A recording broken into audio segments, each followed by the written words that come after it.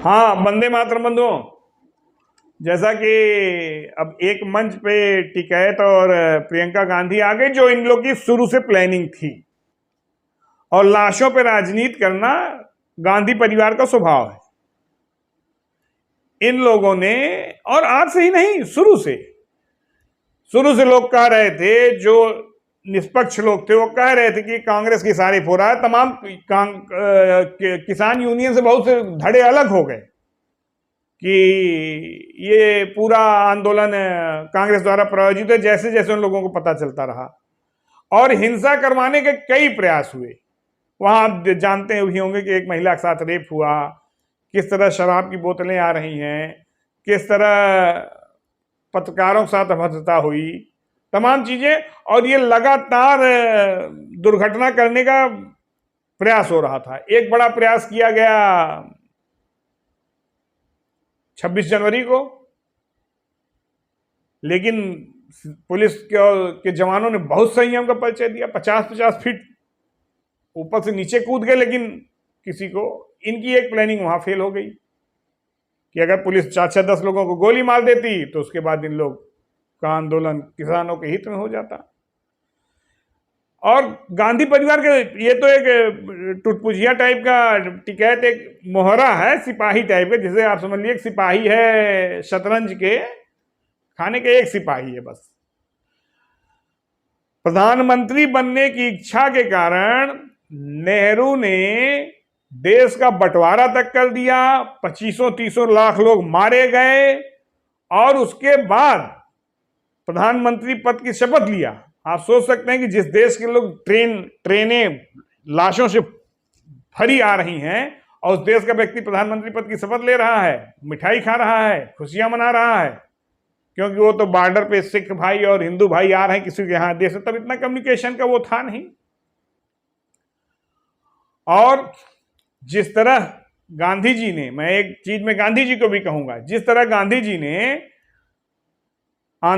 अनशन कर दिया था पाकिस्तान बंटवारे के बाद, हमारे 2500-3000 लाख लोगों को मारने के बाद, हमारे देश के टुकड़े करने के बाद, कि पाकिस्तान को 55 करोड़ रुपया दिया जाए, और अनशन में बैठ गए, देना पड़ा।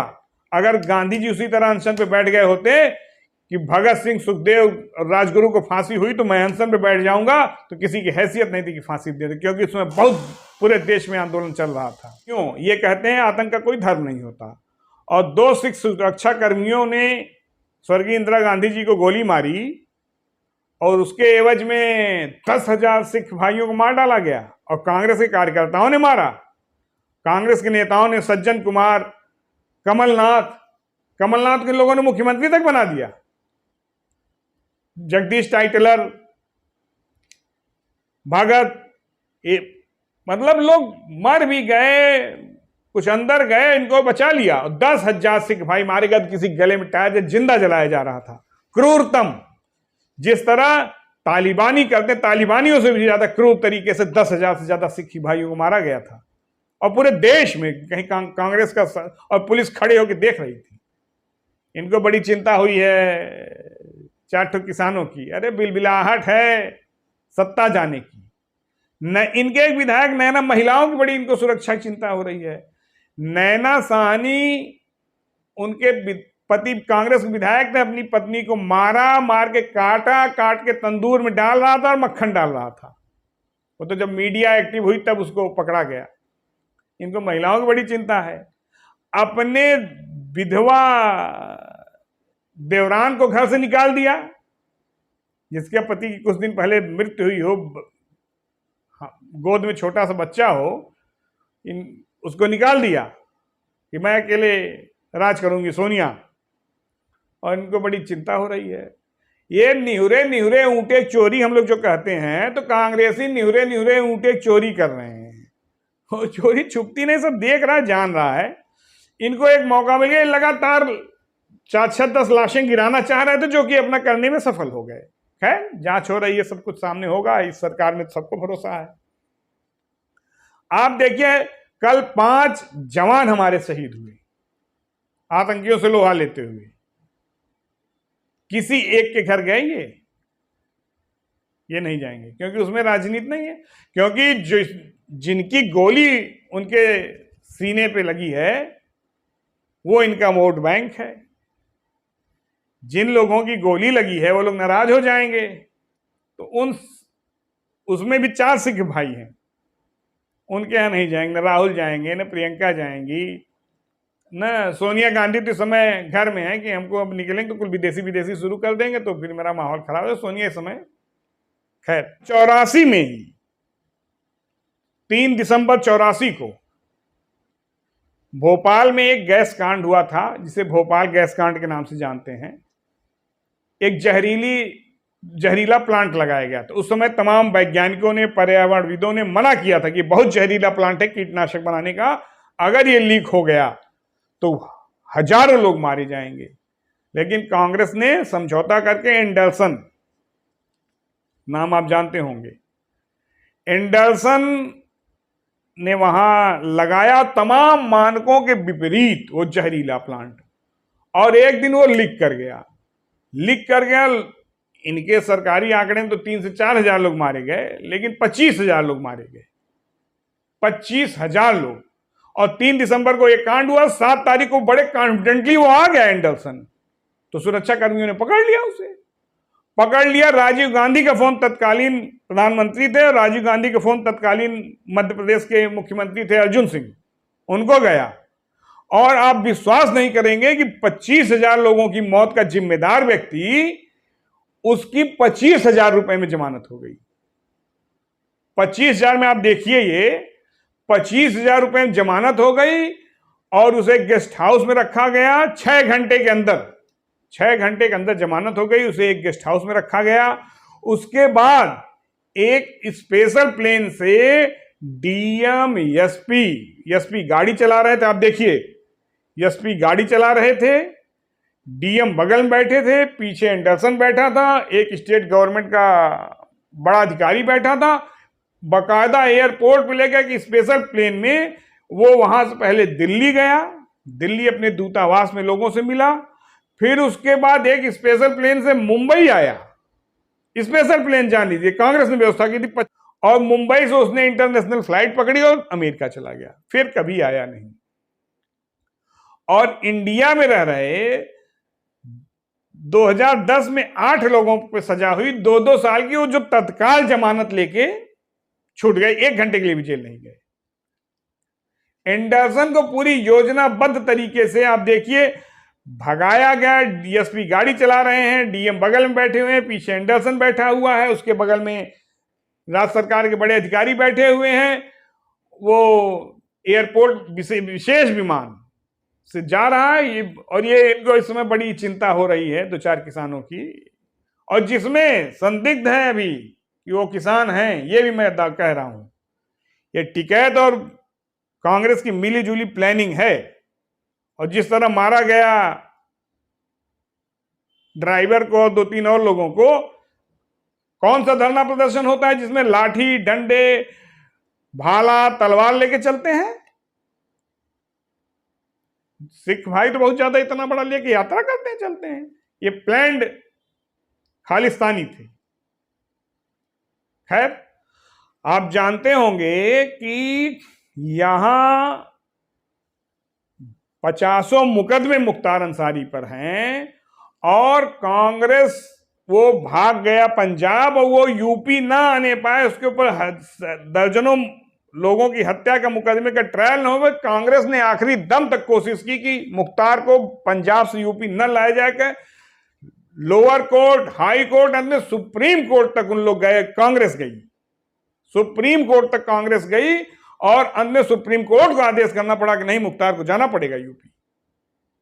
और उसके बाद तमाम कांग्रेसियों ने अपनी गाड़ी लगा दी थी मुख्तार के पीछे कि कहीं इसकी भी न पलट जाए, क्योंकि 2-3 गाजीपुर दंगे का आरोपी रहा है मुख्तार अंसारी। कृष्णानंद राय को मरवाने की उसकी आवाज सारी खुलेआम है, लेकिन इनकी सहिष्णुता देखिए, आतंकी हो, माफिया हो, एक विशेष वर्ग का हो, तो उसको पूरा बचाने के प्रयास करेंगे। अखलाक की अभी वो हो जाए तो देखिए, भीड़ इस समय चल रहा है पॉलिटिकल टूरिज्म। दूसरा बड़ी चिंता लाइन ऑर्डर की लेके अखिलेश यादव को हो रही है। अपने घर में का इनके लाइन ऑर्डर ठीक नहीं है। अगर बाप चाचा बेटे बहुएं बैठ जाए तो कब जूतम पैजा शुरू हो जाए इसकी कोई गारंटी नहीं, लेकिन घर का लाइन ऑर्डर नहीं ठीक कर रहे हैं और प्रदेश की बड़ी चिंता हो रही है, क्योंकि मुख्तार का भाई को सपा ज्वाइन कराई है, अतीक अभी तक इन्हीं के पार्टी में था, अब अपने भाईजान की पार्टी में चला गया है, अब्बू जान की पार्टी छोड़ के। और आप ये जान लें, अतीक अहमद ने एक बसपा के एमएलए जिसकी अभी 10 दिन पहले या हफ्ते भर पहले शादी हुई थी, राजू पाल, सपा की सरकार पूरा डिफेंड कौन ही किसकी, दौड़ा दौड़ा के उसके लोगों ने कई किलोमीटर तक मारा राजू पाल को, एमएलए, सिटिंग एमएलए भैया। इनको चिंता हो रही है। आप लोगों ने निठारी कांड सुना होगा, निठारी कांड में दर्जनों बच्चों की मौत हो गई।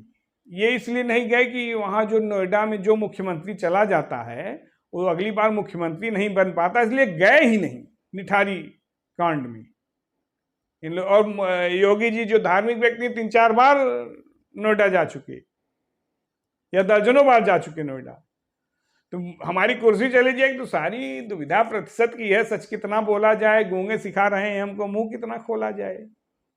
इसमें आप जान लें कि जिनके शासनकाल में खुलेआम गुंडैया होती थी, मंच में माइक में चाचा भतीजे में कॉलर पकड़ा हो रहा है भाई, बाप को ढकेल दे रहे हैं। और आप जान लें, समाजवादी पार्टी किसानों की चिंता रही है। अनिल अंबानी ने 1000 एकड़ जमीन मांगी थी कि हम दादरी का प्रोजेक्ट लगाएंगे। पुलिस ने मुलायम सिंह के आदेश पर मारते मारते किसानों को 2500 एकड़ जमीन दे दी अनिल अंबानी को, और दादरी प्रोजेक्ट दे दिया। मामला गए, किसानों की भीषण पिटाई हुई, कुछ मारे गए, और सुप्रीम कोर्ट को कहना पड़ा कि उनका दिया जाए। और क्यों? क्योंकि कई साल तक उस प्रोजेक्ट में शिलान्यास मतलब भूमि पूजन होने के बाद कोई काम हुआ ही नहीं। ये किसानों को बड़ी चिंता किए हैं। किसानों की जमीनें ले बिल्डरों को दे देते थे औने पौने दाम पे, तुम फ्लैट बनाओ। किसानों के लिए चिंतित हो रहे हैं।